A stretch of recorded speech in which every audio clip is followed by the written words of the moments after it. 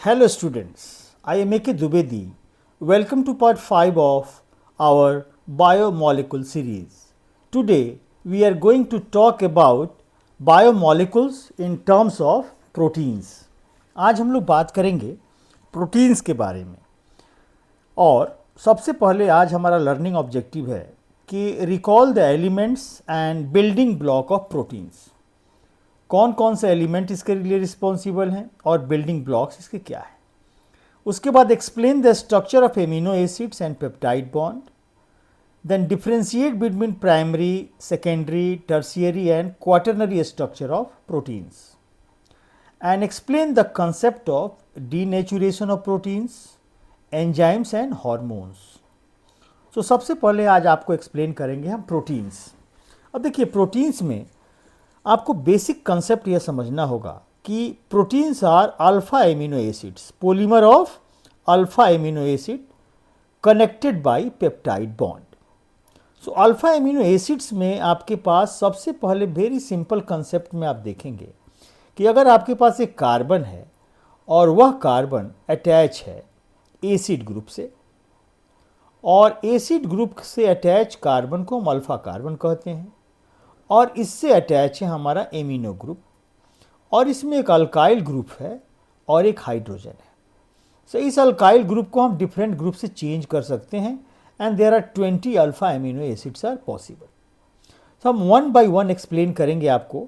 तो सबसे पहले आपको यह समझना है कि हमारा जो अल्फा एमिनो एसिड्स है इसमें polymer of alpha amino acid जो हमारा बनता है उसमें मेन चीज हमारा अमाइड लिंकेज है, पेप्टाइड बॉन्ड और amide bond. Amino acids these are the organic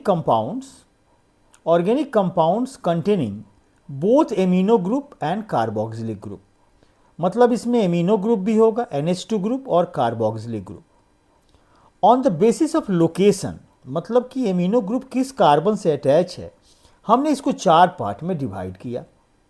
अब सबसे पहले देखिए आप कि अल्फा एमिनो एसिड जो नेचुरल है इसमें एमिनो ग्रुप अल्फा पोजीशन पर अटैच है, बीटा में बीटा पोजीशन पर, गामा में गामा पोजीशन और डेल्टा में डेल्टा पोजीशन पर। सो प्रोटीन जो है हमारा बीटा, गामा और डेल्टा, इसका यूज हम करते हैं प्लास्टिक और सिंथेटिक क्लॉथ बनाने में।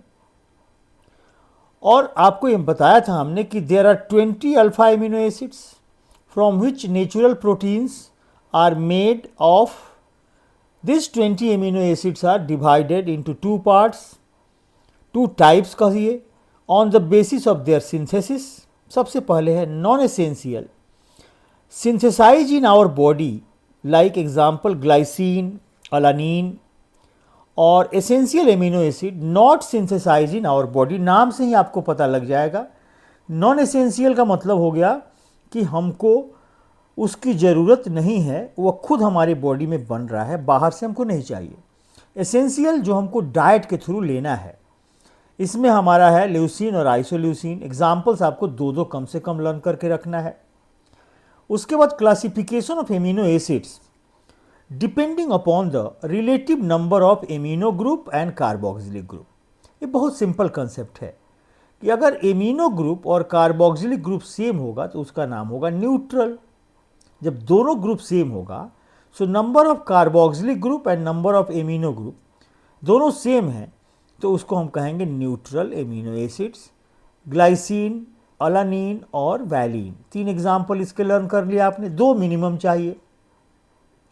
Acidic, number of acidic group is more than number of amino group. Aspartic acid और ग्लूटेमिक एसिड्स, इसके एग्जाम्पल्स आप 2 लर्न करेंगे। Then basic, number of amino group is more than number of carboxylic group। अब इसमें आपका होगा lysine, arginine, histidine. अब यहाँ याद रखना है कि एमिनो एसिड्स है both acidic and basic group which undergo mutual neutralisation, एक दूसरे को न्यूट्रलाइज करते हैं। अब यहाँ पर सबसे इंपॉर्टेंट कंसेप्ट देखिए आप कि हमारे पास एमिनो ग्रुप है जिसमें हमारे पास amino group and carboxylic group, R group जो है ये अल्फा एमिनो एसिड है, और यहाँ पर oxygen is more electronegative than hydrogen. तो यहाँ से जो H रिलीज होगा वह एमिनो ग्रुप के पास आ गया, तो यहाँ बन गया NH3 और O माइनस। तो एक ही मॉलिक्यूल में अगर दो आयन हो गए तो उसका नाम है ज्विटर आयन। इसमें आप देखेंगे कि बेसिक ग्रुप प्रोटोन एक्सेप्टर होता है और एसिडिक ग्रुप जो है वो प्रोटोन डोनर होता है।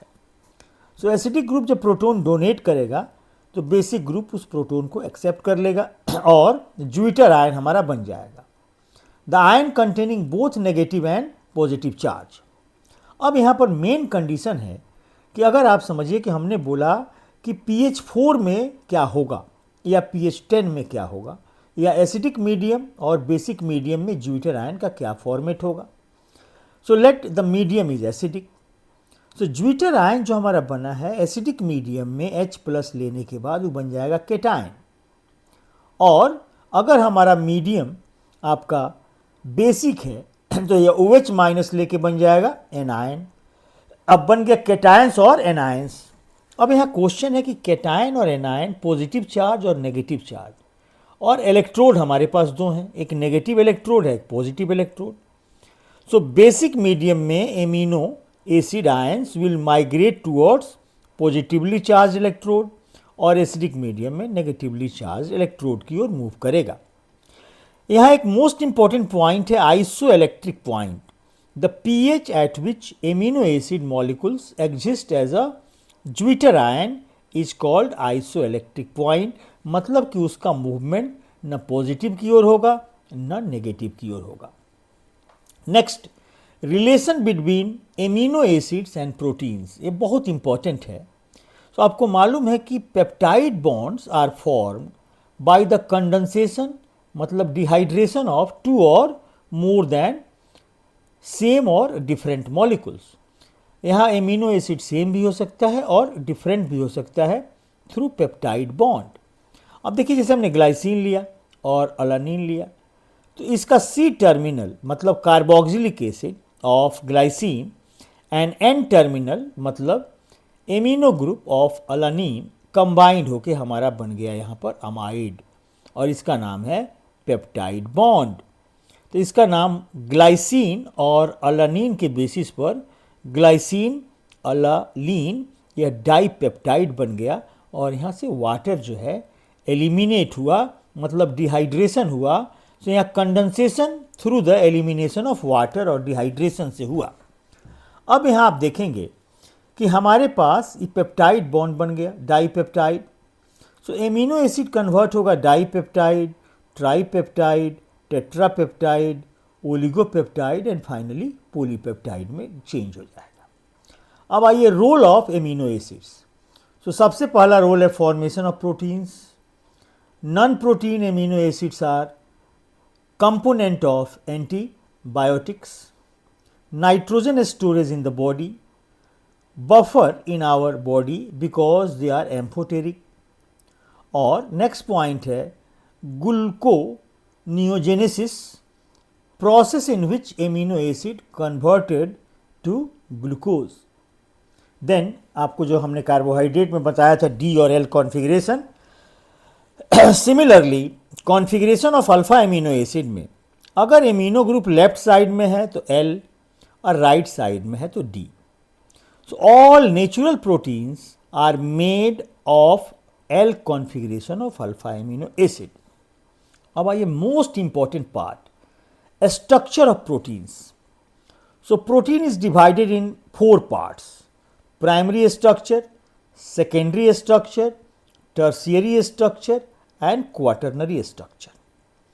सबसे पहले प्राइमरी स्ट्रक्चर ऑफ प्रोटीन्स में sequence of amino acids linked to form polypeptide chain, जिसमें आपका N टर्मिनल और C टर्मिनल होगा। So number of peptide bond in chain कैसे पता लगाएंगे? So number of alpha amino acid molecule में से 1 माइनस कर दीजिए। अब मान लीजिए ग्लाइसिन और अलानिन है तो वहाँ पर पेप्टाइड बॉन्ड 1 होगा। अगर ग्लाइसिन, अलानिन और वैलिन 3 मिला दिया आपने, ग्लाइसिन, अलानिन और वैलिन, तो 3 माइनस 1 तो 2 बॉन्ड होगा। So any change in the sequence of amino acid change the proteins. The sequence of amino acid is decided by genetic code in protein synthesis. First of all, the primary structure of insulin was studied. It was found to be made up of 51 alpha amino acid molecules. Then secondary structure of protein is divided in two parts, alpha helix and beta pleated structure. Alpha helix में सबसे पहले आपको क्या जानना है कि alpha helix का मतलब क्या है, और यहाँ पर हमने लिखा है अल्फा 3.6 एंड 13। अल्फा 3.6 और 13 में सबसे पहले आपको यह चीज़ पता लगाना है कि 3.6 और 13 का यहाँ मतलब क्या है और इसमें कौन सा फोर्स ऑफ अट्रैक्शन है। तो हमने आपको बता दिया कि इसमें इंट्रामोलिकुलर फोर्स ऑफ अट्रैक्शन होगा। इंट्रामोलिकुलर हाइड्रोजन बॉन्ड आप इसको कहेंगे तो ज़्यादा बेटर है। अब प्राइमरी स्ट्रक्चर ऑफ प्रोटीन में आप देखेंगे जो हमने लिखा है अल्फा 3.6 13, इसका मतलब होता है very simple, it means alpha helix 3.6 amino acid molecule between the two successive turn, दो टर्न के बीच में 3.6 अल्फा एमिनो एसिड होगा and there are 13 members in the ring. It should also be noted that all amines in natural proteins are L. L होता है, D नहीं होता है. Then beta pleated structure is divided in two parts, parallel beta pleated and anti-parallel beta pleated.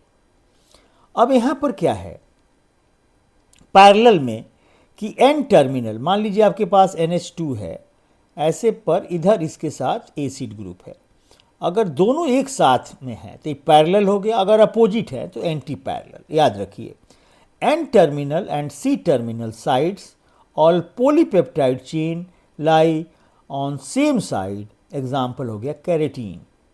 Anti parallel N terminal and C terminal sides of polypeptide chains lies opposite to each other, उसका example हो गया silk.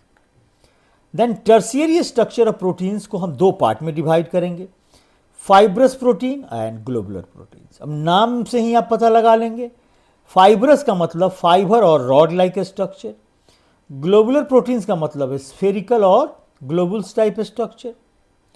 Fibrous protein insoluble in water होगा, globular protein soluble in water होगा।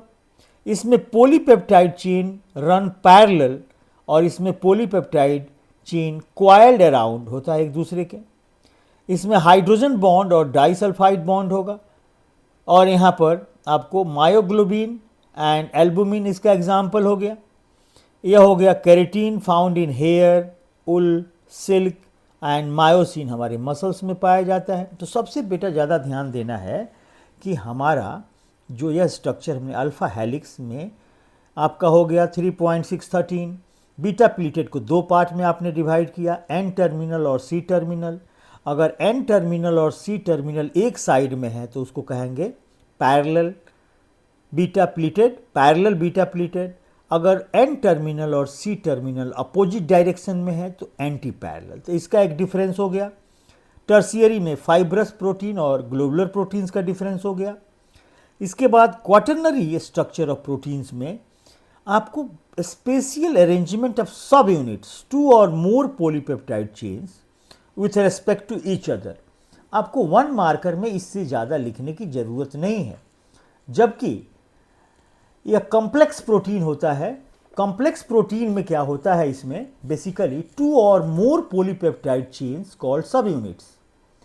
Three dimensional arrangement जो होता है इसमें सब units with respect to each other known as quaternary structure of amines. So आपने क्लियरली समझा primary, secondary and tertiary structure of amines. उसके बाद डीनेचुरेशन ऑफ प्रोटीन, ये बहुत इंपॉर्टेंट है कि अगर हमारा कोई भी प्रोटीन है, अगर एक फिक्स टेम्परेचर और फिक्स पीएच पर उसके ज्योमेट्री में एक चेंज आ जाता है, उसके स्ट्रक्चर में एक चेंज आ जाता है, वह अपने ओरिजिनल स्टेट से अलग हो जाता है। So protein in native form subjected to a physical change in a temperature that is, और chemical change means change in pH. The hydrogen bond are disturb, globules unfold and helix get uncoiled and protein loses its biological activity, जिसमें example है coagulation of egg white, curdling of milk, formation of cheese when an acid is added to milk. So denaturation आपने समझा। अब सबसे important चीज़ आपको कुछ समझिए इसमें कि अगर बेटा हमारे पास प्रोटीन है, कोई भी प्रोटीन अगर हम लेते हैं इसमें, तो प्रोटीन के स्ट्रक्चर में आप देखोगे कि हम आपको इसको एक्सप्लेन करेंगे ऐसे कि सबसे पहले आप एक चीज़ बताइए कि high molecular mass complex biomolecules of amino acid present in all living cell is known as protein. अब इसका इंपॉर्टेंट प्रोटीन का क्या रिक्वायरमेंट है हमारे बॉडी में, यह कॉम्पिटिटिव एग्जाम्स के लिए बहुत इंपॉर्टेंट है। प्लीज़ आप पेन एंड पेपर लेके इसको लिख लीजिए। सबसे पहले एंजाइम, एंजाइम क्या है, तो वन मार्कर में आप लिखोगे bio catalyst to catalyze biochemical reactions, bio catalyst to catalyze biochemical reactions. Hormones क्या है, तो to regulate various body function. Antibodies क्या है, to protect the body against toxic substance and infections. Transport protein क्या है, to carry different substance in the blood to the various tissues of the body. Structural protein क्या है, तो structural element of the cell and tissues. Then contractile proteins to helps in contraction of muscles and other cells. So proteins के बारे में हमने फिर से आपको रिपीट कर रहे हैं कि classification of proteins on the basis of neutral, acidic और basic protein, on the basis of bonds, on the basis of structure. अब इसमें बेटा आपको amino acids, there are 20 alpha amino acids जो आप सिंबॉलिक रूप से उसको लर्न करेंगे। अगर ग्लाइसिन है हमारे पास तो उसके लिए यहाँ इसको आप ध्यान से एक बार देखेंगे। जैसे हमारे पास है ग्लाइसिन, तो हमने आपको बताया था कि R C H C double bond O OH, यह हमारा हो गया functional group attach carbon is alpha, और इससे हमारा जुटा हुआ है एमिनो ग्रुप। प्लीज़ इसको ध्यान से समझिए। अब यहाँ आर ग्रुप जो है वह चेंज होगा। अगर हमारा आर ग्रुप H है तो इसका नाम हो जाएगा ग्लाइसिन GLY। अगर हमारा आर ग्रुप CH3 है, मिथाइल ग्रुप है, तो इसका नाम हो जाएगा अलानीन ALA। अगर हमारा आर ग्रुप आइसोप्रोपाइल होगा CH3 होल ट्वाइस CH, तो हो जाएगा वैलीन। अगर हमारा आर ग्रुप आइसोप्रोपाइल में एक और आप जैसे आपने लिखा CH3 होल ट्वाइस CH और यहाँ एक और CH2 आपने लगा दिया, तो ये हो गया LEU। इसको हम कहते हैं ल्यूसीन। और इसमें बेटा एक ब्रांच कर दो तो ये हो जाएगा आइसोल्यूसिन। अब देखो, अगर आर ग्रुप हमने यहाँ पर ले लिया, ल्यूसीन के बाद CH3 ब्रैकेट में लिख देते हैं आपको ऐसे, CH2 एंड CH3, तो ये हो जाएगा आइसोल्यूसिन। अगर हमने बेटा यहाँ पर फिनाइल ग्रुप जो है, टोलीन हमारा है, इस ग्रुप का नाम है फिनाइल अलानीन, क्योंकि अलानीन जो है CH3 से बना हुआ है।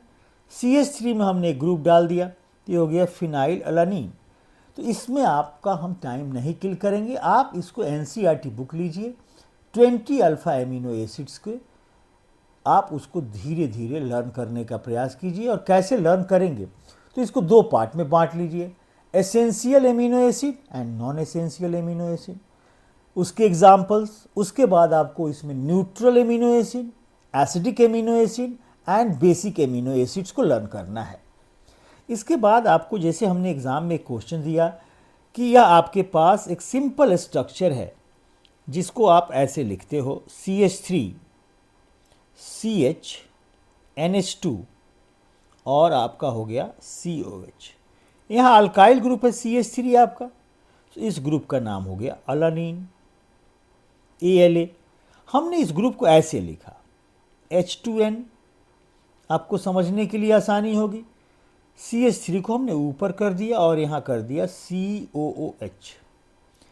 अब यह ग्रुप जो है एसिडिक ग्रुप है और यह ग्रुप आपका बेसिक है। बेसिक ग्रुप NH2 और acidic group COH। Acidic group जो है प्रोटॉन डोनर है, तो यहाँ से एक प्रोटॉन निकल के यहाँ आ जाएगा। उस कंडीशन में आप देखोगे कि ये NH2 का जो लोन पेयर है यह कन्वर्ट हो गया NH3 और इस पर हो गया पॉजिटिव चार्ज CH3 और यह हो गया COO-। यह आपका बन गया ज्वीटर आयन। तो ज्वीटर आयन स्ट्रक्चर ड्रॉ करने आपको आ सकता है अलानीन का, वैलीन का और फिनाइल अलानीन, किसी का भी हम दे सकते हैं। इसके बाद आपको यहाँ समझना है, हमने क्वेश्चन बोला कि right the formula of tripeptide, right the formula of tripeptide, और हमने क्वेश्चन में लिख दिया ऐसे ट्राईपेप्टाइड अलानीन ALANYL GLYCYL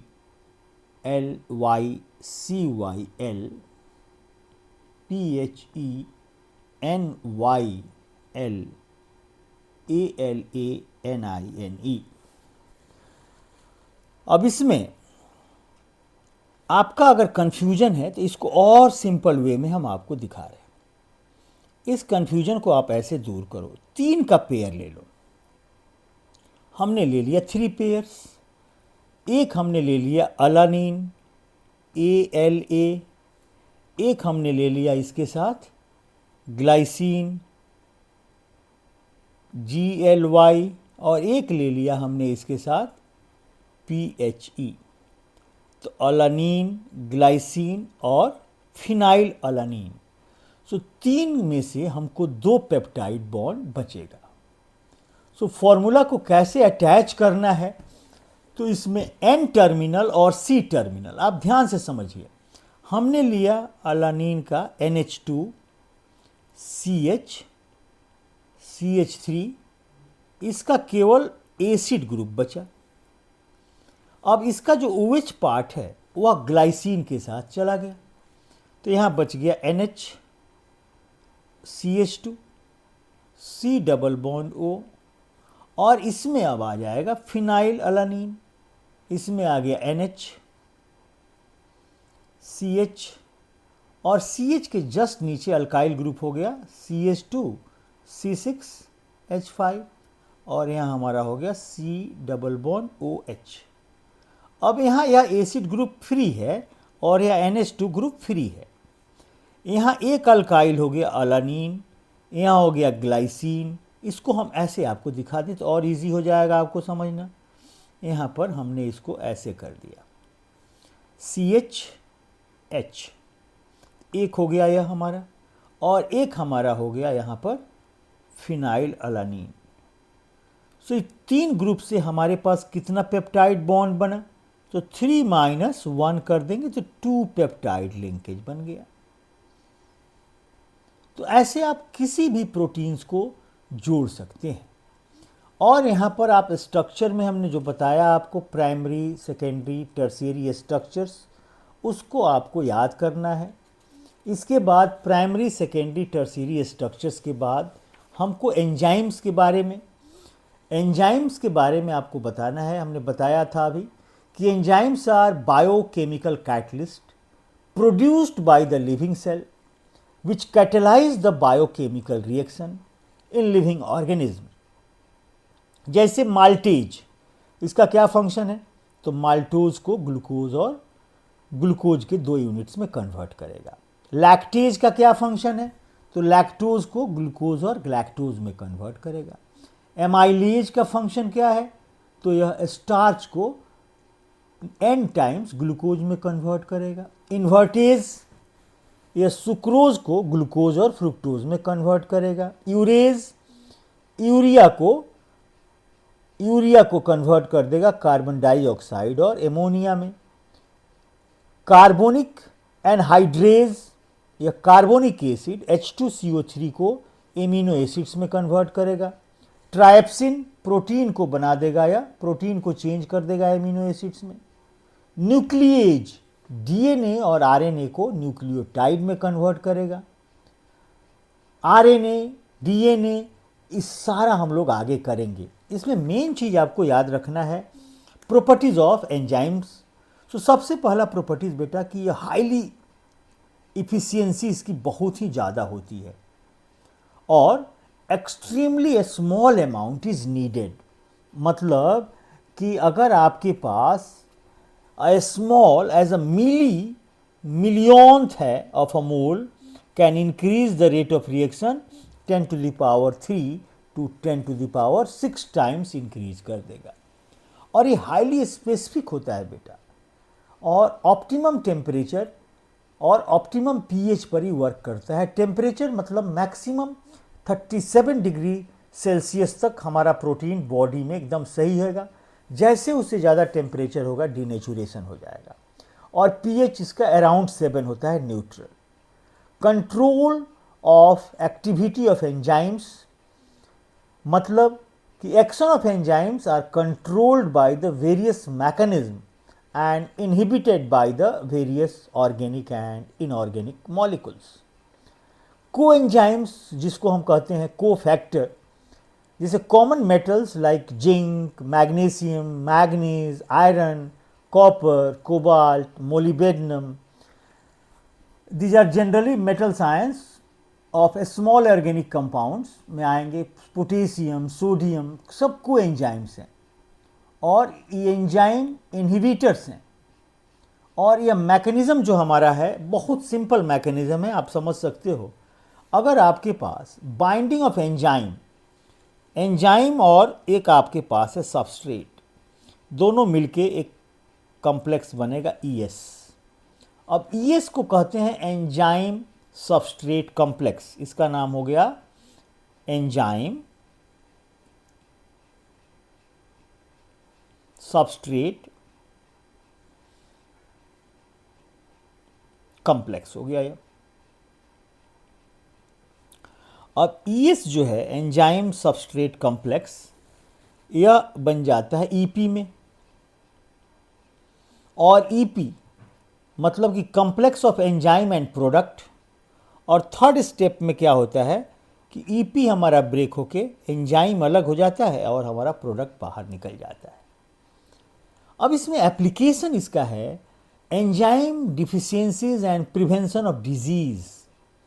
एक डिजीज है बेटा फिनाइल अलानिन हाइड्रोक्सिलेज एंजाइम, जो है वो फिनाइल कीटोन यूरिया को क्योर करता है। आप इसको ऐसे समझिए कि the deficiency of phenyl alanine hydroxylase enzyme causes a disease called phenylketonuria. This disease causes accumulation of compound in the body which results in the serves a brain damage and mental retardation in children. Deficiency of enzyme triopsin is causes albinism. तो हम disease को prevent कैसे करेंगे? तो by the supply of enzyme through the diet. जैसे phenylalanine hydroxylase causes disease phenylketonuria, tyrosinase causes albinism. तो इसको आपको एग्जाम्पल्स को लर्न करना होगा और हम इसको कैसे रिप्लेस करेंगे। कोगुलेशन हमारा जो हो रहा है, प्रोडक्शन ऑफ चीज़ का, कोगुलेशन ऑफ मिल्क का, फूड प्रोसेसिंग यूनिट्स जो हमारे आज हैं जिसमें हम स्वीट्स और सिरप का प्रोडक्शन कर रहे हैं, हमारा जितने भी इंडस्ट्रियल एप्लीकेशंस हैं like fermentation of carbohydrate, manufacturing of beer, wines, इस सारे एंजाइम्स के थ्रू होते हैं। इसके बाद हमारा टॉपिक है hormones are the chemical substance which are produce in the ductless gland in the body. हमारे बॉडी के डक्टलेस ग्लैंड से एंजाइम प्रोड्यूस होता है। जिसमें क्लासिफिकेशन ऑफ एंजाइम्स में आपको जानना है स्टेरॉयड हार्मोन्स, सेक्स हार्मोन्स और प्रोटीन्स और पेप्टाइड हार्मोन्स और इम्यून हार्मोन्स। इसमें आप केवल इसके एग्जाम्पल्स को लर्न करेंगे।